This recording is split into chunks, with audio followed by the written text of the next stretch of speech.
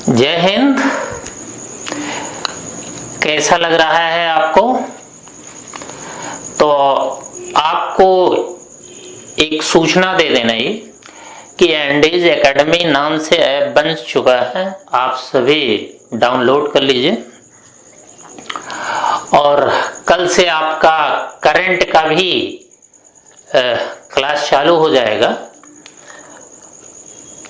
और TET CTET और दरोगा का क्लास रेगुलर 4 तारीख से, मतलब रक्षाबंधन के बाद से, मंगलवार से चालू होगा। और ये निःशुल्क शिक्षा सेवा अभियान यूट्यूब पर चलता रहेगा। तो चलिए राज्य की कार्यपालिका पढ़ते हैं आज। तो राज्य की कार्यपालिका ये भाग 6 में है, अनुच्छेद 152 से 167 के बीच में है।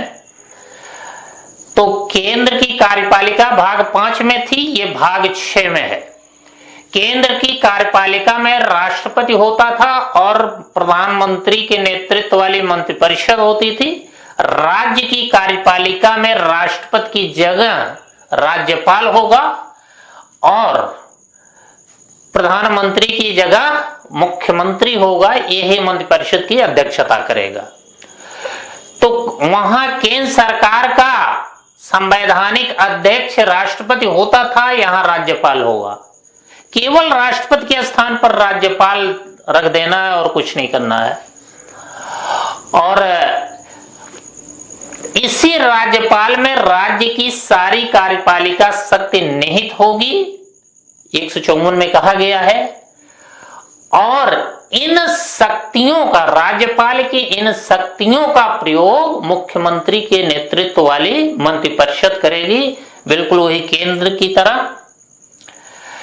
तो देखिए, चूंकि राज्य की कार्यपालिका पढ़ रहे हैं, इसलिए अनुच्छेद 152 में राज्य की परिभाषा दी गई है कि यहां अनुच्छेद 52 में राज्य क्या होगा। राज्य की परिभाषा अलग अलग संदर्भों में दी गई है। जैसे अनुच्छेद 12 में भी राज्य की परिभाषा दी गई है मूलाधिकार वाले भाग में, कि वहां राज्य का मतलब कार्यपालिका, विधायिका, न्यायपालिका या विश्वविद्यालय, बीमा, ये सब बीमा संस्थाएं, ये सब थे।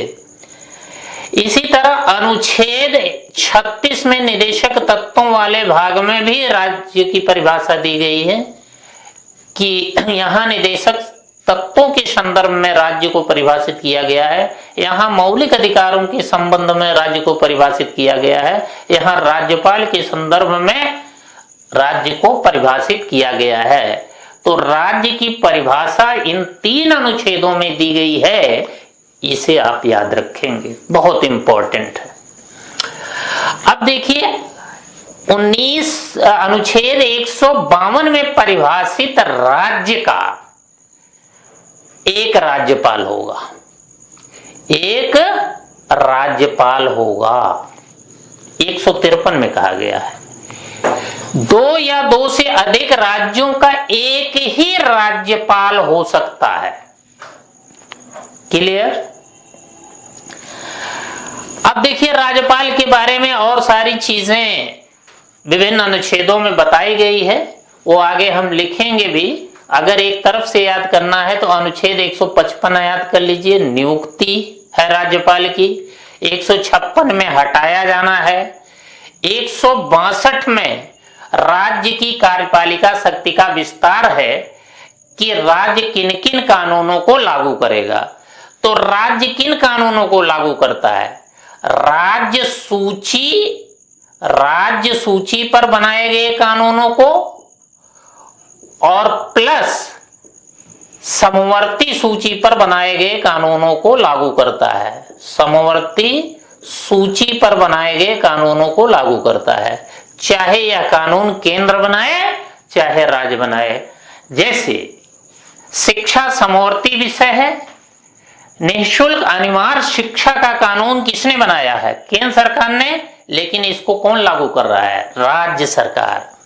तो राज्य सरकार की कार्यपालिका शक्ति राज्य सूची तक विस्तृत है और समवर्ती सूची तक विस्तृत है।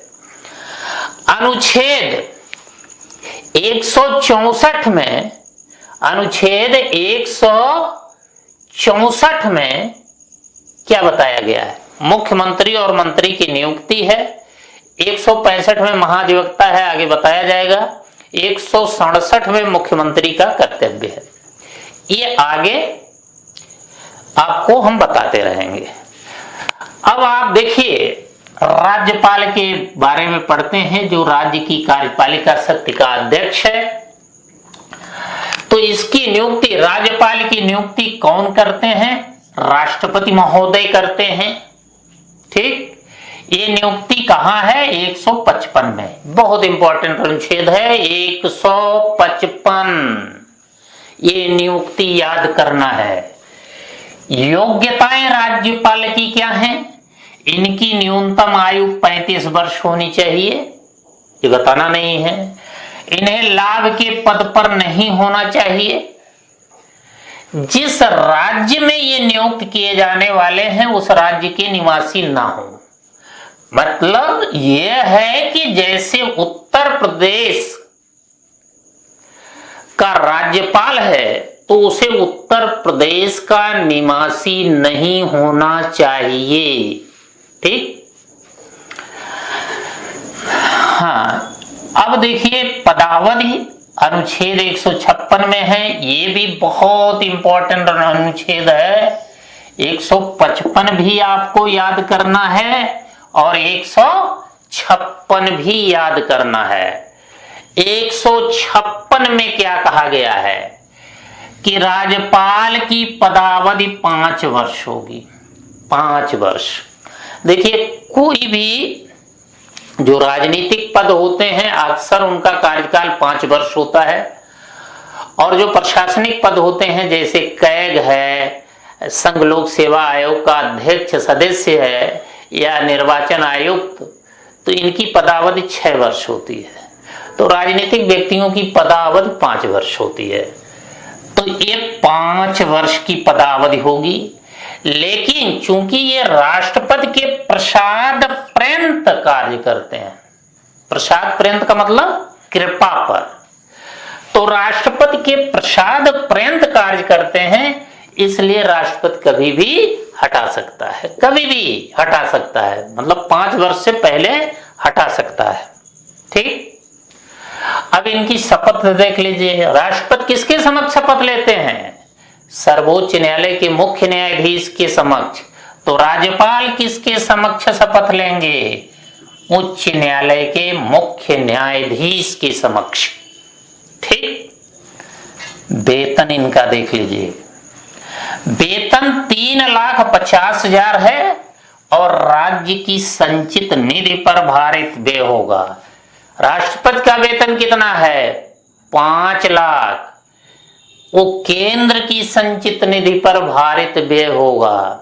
और भारित व्यय का मतलब हमने बताया था कि ऐसा व्यय, मतलब ये ऐसा व्यय है जिसको लेकर संसद की इजाजत की जरूरत नहीं होती और इनकी पदावधि के दौरान इनके वेतन भत्तों में कटौती नहीं की जा सकती। यही भारित व्यय है। अब देखिए, अगर राज्यपाल किसी कारण से नहीं है तो कार्यवाहक राज्यपाल किसे बनाया जाएगा? तो इसके लिए प्रावधान है कि राष्ट्रपति बगल वाले राज्य के राज्यपाल को कार्यवाहक राज्यपाल नियुक्त कर सकता है। जैसे उत्तर प्रदेश की पटेल जी नहीं है तो मध्य प्रदेश के राज्यपाल को उत्तर प्रदेश का चार्ज दिया जा सकता है। कार्य एवं शक्तियां देख लीजिए।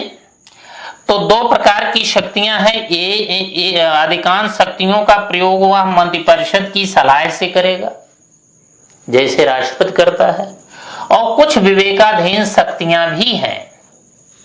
ठीक, तो मंत्रिपरिषद के सलाह से प्रयोग की जाने वाली शक्तियां कौन हैं? तो इन शक्तियों में पहली शक्ति है प्रशासनिक शक्ति। प्रशासनिक शक्ति में हमने आपको बताया था नियुक्ति और हटाए जाने की शक्ति है, तो नियुक्ति किसकी करता है? मुख्यमंत्री, मंत्री, महाधिवक्ता, राज्य लोक सेवा आयोग के अध्यक्ष, सदस्य, इन सब की नियुक्ति करता है। तो नियुक्ति करेगा और इनको कुछ शर्तों से पर हटा भी देगा। ठीक। इसके अलावा आप जानते हैं कि राज्यपाल जो है राज्य विश्वविद्यालय जो होते हैं उनका कुलाधिपति होता है, कुलपति होता है। तो कुलाधिपति होता है राज्य विश्वविद्यालयों का। अब देखिए इधर क्षमादान की शक्तियां, इनकी क्षमादान की शक्तियां ये राष्ट्रपति के समान ही हैं, लेकिन राष्ट्रपति मृत्युदंड को क्षमा कर सकता है, ये मृत्युदंड को क्षमा नहीं कर सकते। ये इंपॉर्टेंट है, मृत्युदंड को क्षमा नहीं कर सकते। बाकी लघुकरण, परिहार, विराम, प्रविलंबन कर सकते हैं। अच्छा बताइए, लघुकरण और परिहार में क्या अंतर है? दोनों का मतलब है दंड को कम करना, लेकिन लघुकरण में प्रकृति बदल जाएगी, परिहार में नहीं बदलेगी। इसी तरह विराम और प्रविलंबन का मतलब है दंड को कुछ दिनों तक क्रियान्वित होने से रोक देना। तो विराम विशेष परिस्थिति में दिया जाता है, जैसे गर्भवती महिला है। और प्रविलंबन कब दिया जाता है? जब अपराधी ने राज्यपाल से क्षमा याचना की हो और राज्यपाल अभी उसकी क्षमा याचना पर विचार ही कर रहे हों। ये देखिए विधायी शक्ति क्या है? विधायी मतलब कानून बनाने की शक्ति। तो ये विधानमंडल की बैठक बुलाते हैं, ये तो जान ही रहे हैं, बैठक बुलाते हैं। तो ये विधानमंडल की बैठक बुलाएंगे, विधेयकों पर हस्ताक्षर करेंगे, तभी कानून बनेंगे। और विधानमंडल के सत्र में न रहने पर ये अध्यादेश जारी करके कानून बना सकते हैं। अध्यादेश जारी करके कानून बना सकते हैं, बिल्कुल उसी प्रकार जिस प्रकार राष्ट्रपति संसद के सदन में संसद के बैठक में ना होने पर अध्यादेश जारी करके कानून बना सकता था है। तो राष्ट्रपति का अध्यादेश 123 में था, इनका अध्यादेश 213 में है। क्लियर? अध्यादेश की अधिकतम अवधि क्या होती है? एक क्वेश्चन है, आप कमेंट करके बताइएगा। अध्यादेश की अधिकतम अवधि वही होती है जो राष्ट्रपति की होती है, तो कमेंट करके बताइएगा। विवेकाधीन शक्तियां, विवेकाधीन शक्तियां ये क्या है? विवेकाधीन शक्तियों में मतलब यहां मध्य परिषद की सलाह नहीं होगी। तो ये राज्य विधेयकों को राष्ट्रपति की अनुमति के लिए आरक्षित करते हैं। ये अनुच्छेद 200 है। जब राज्य विधानमंडल पढ़ाएंगे तो यहां डिटेल चर्चा होगी कि जब राज्य का विधानमंडल विधेयक पारित करके राज्यपाल के पास भेजता है, राज्यपाल हस्ताक्षर कर दे तो वो कानून बन जाएगा, नहीं करेंगे समाप्त हो जाएगा। उनके पास यह भी ऑप्शन है कि वो कह दें भैया ये हमारे बस की बात नहीं है, ये हम राष्ट्रपति के पास भेज देते हैं, वही अनुमति देंगे। तो इसीलिए वो आरक्षित करता है। दूसरा है राष्ट्रपति शासन की सिफारिश करते हैं। तो राज्यपाल की अनुशंसा पर राष्ट्रपति 356 के अंतर्गत राज्य में राष्ट्रपति शासन लगा सकता है। ठीक। त्रिशंकु विधानसभा होने पर मुख्यमंत्री की नियुक्ति।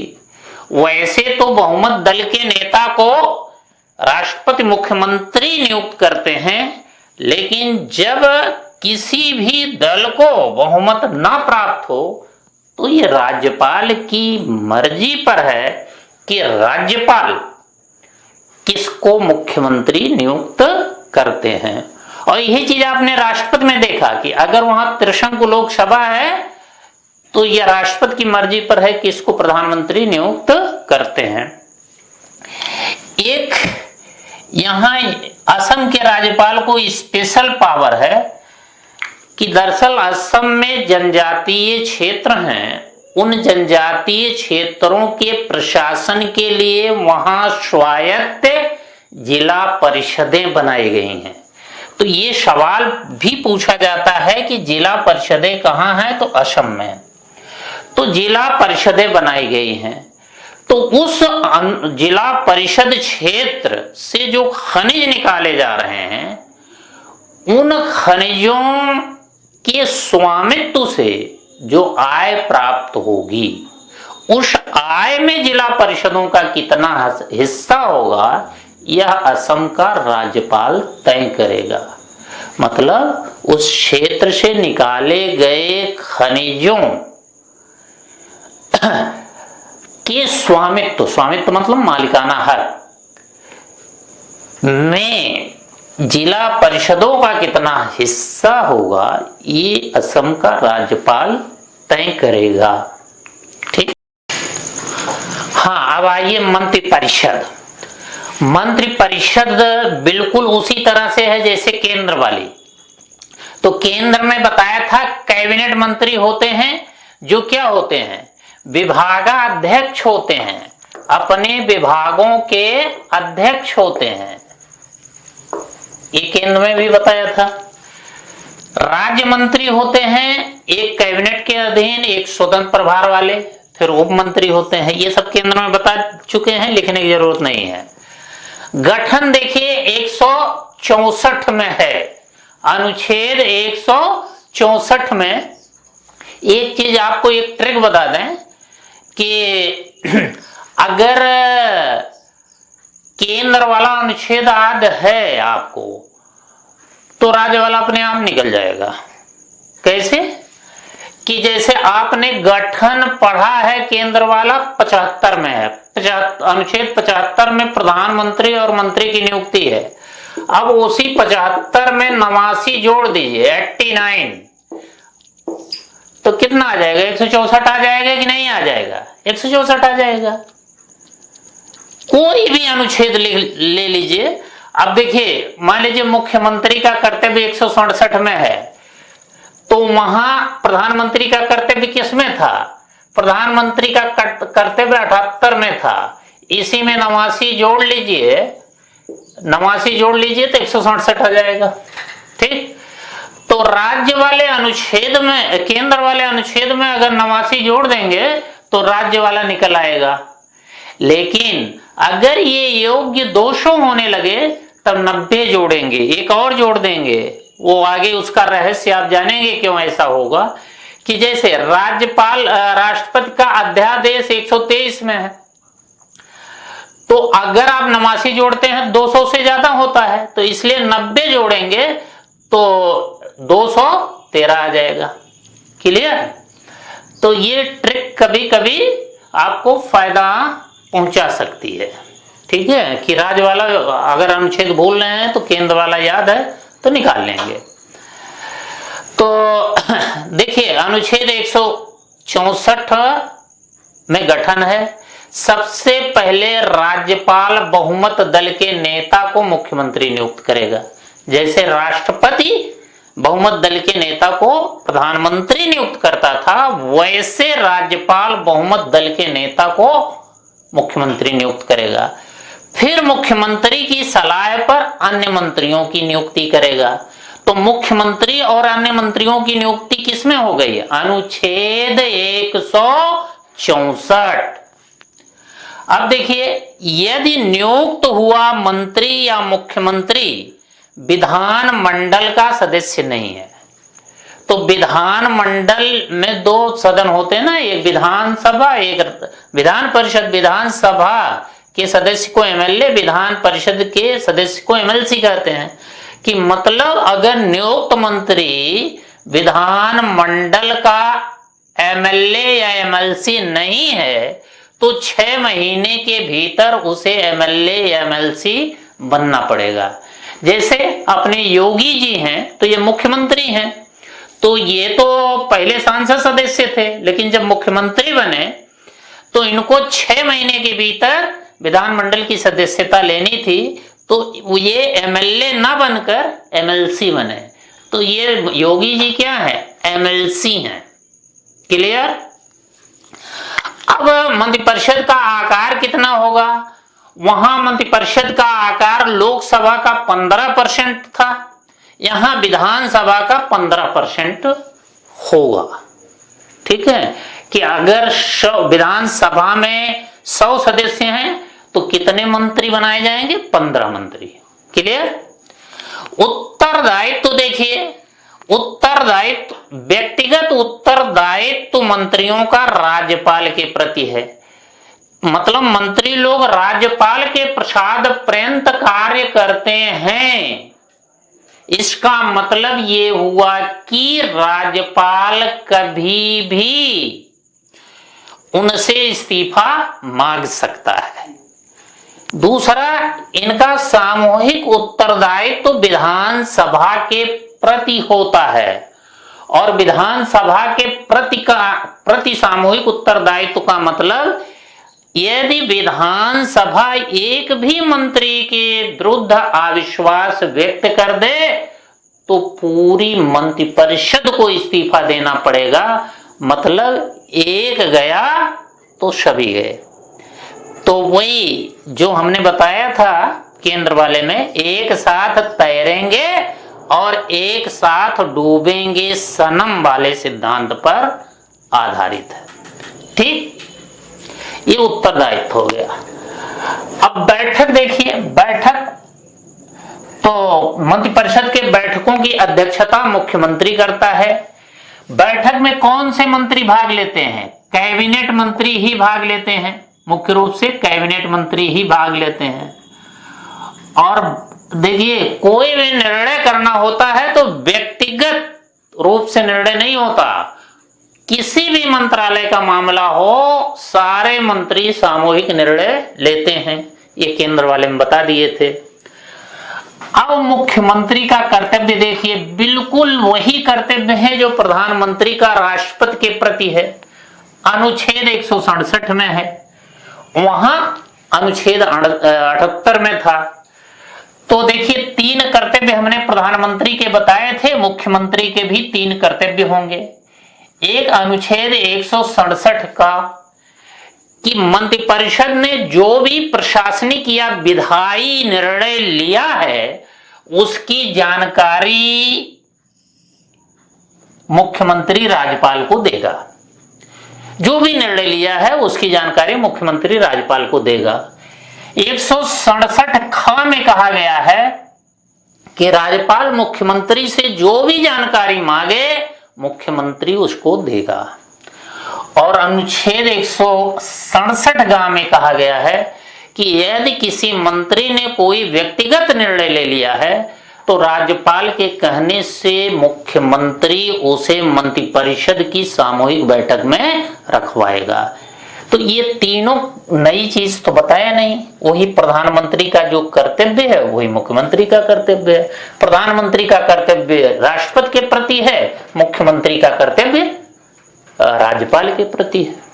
तो वो बिल्कुल प्रधानमंत्री की तरह वहां आपने नोट किया था, वहीं से देख लीजिएगा, प्रधानमंत्री की तरह। ठीक। अब देखिए, वहां महान्यायवादी होता था, यहां महाधिवक्ता होता है। तो वो केंद्र सरकार का प्रथम विधिअधिकारी था, ये राज्य सरकार का प्रथम विधिअधिकारी है। तो मतलब दोनों पद में समानता है। तो आप जोड़ लीजिए, महान्यायवादी किसमें था, अनुच्छेद 76 में। इसी में 89 जोड़ दीजिए, 89 जोड़ दीजिए तो कितना आ जाएगा, 165 खटाक से आ गया। समझ गए। तो अनुच्छेद राज्य वाला निकालने में कोई परेशानी नहीं है अगर केंद्र वाला अनुच्छेद आपको मालूम है। तो महान्यायवादी की नियुक्ति कौन करते थे, राष्ट्रपति महोदय, यहाँ राज्यपाल महोदय करेंगे। योग्यता वहां क्या थी, सुप्रीम कोर्ट का न्यायाधीश बनने की, यहाँ उच्च न्यायालय का न्यायाधीश बनने की। पदावधि या हटाया जाना, आप जानते हैं महाधिवक्ता वकील होता है, वकील की कोई पदावधि नहीं होती, ये राज्यपाल के प्रसाद पर्यंत कार्य करता है, इसलिए राज्यपाल कभी भी इसे हटा सकता है और जब तक चाहे वह अपने पद पर बना रहेगा।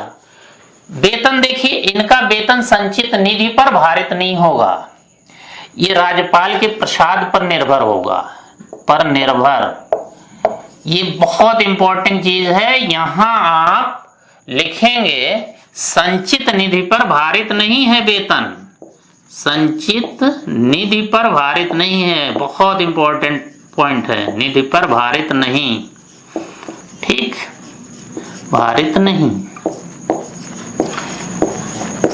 वेतन हो गया। शक्तियां हो गई, शक्तियां देखिए इनकी क्या है, राज्य का प्रथम विधि अधिकारी है, राज्य सरकार को विधि संबंधी मामलों पर सलाह देता है, किसी भी कोर्ट में खड़ा हो सकता है राज्य सरकार का पक्ष रखने के लिए, महान्यायवादी की तरह विधानमंडल की बैठक में भाग ले सकता है, बोल सकता है, लेकिन क्या नहीं कर सकता, वोट नहीं दे सकता। तो राज्य की कार्यपालिका इतना ही, लेकिन आपको होमवर्क दे रहे हैं, क्वेश्चन पूछ रहे हैं, आप कमेंट अवश्य करिएगा। तो देखिए, जब सहभागिता पूर्ण शिक्षण होगा तभी मजा आएगा। तो YouTube पर भी सहभागिता पूर्ण शिक्षण हो सकता है अगर आप कमेंट करें। तो सवाल हम पूछ रहे हैं, हर हेडिंग से सवाल पूछ रहे हैं कि राज्यपाल की राज्य का संवैधानिक अध्यक्ष कौन होता है, ये आपको बताना है। राज्यपाल की नियुक्ति कौन करता है, नियुक्ति किस अनुच्छेद में है, राज्यपाल को कौन हटाता है, राज्यपाल को शपथ कौन दिलाता है, और राज्यपाल की, ये जरूर कमेंट करिएगा कि राज्यपाल की विवेकाधीन शक्तियां ज्यादा हैं कि राष्ट्रपति की। देखते हैं, आप बता ले जाते हैं। वैसे हमने शक्तियां गिना दी है, लेकिन ये चीज नहीं लिखाया है कि राज्यपाल की विवेकाधीन शक्तियां ज्यादा हैं कि राष्ट्रपति की। तो आप कमेंट करके बताइएगा कि राज्यपाल की विवेकाधीन शक्तियां ज्यादा हैं कि राष्ट्रपति की, ठीक। और अभी ही हम समाप्त करते हैं। धन्यवाद।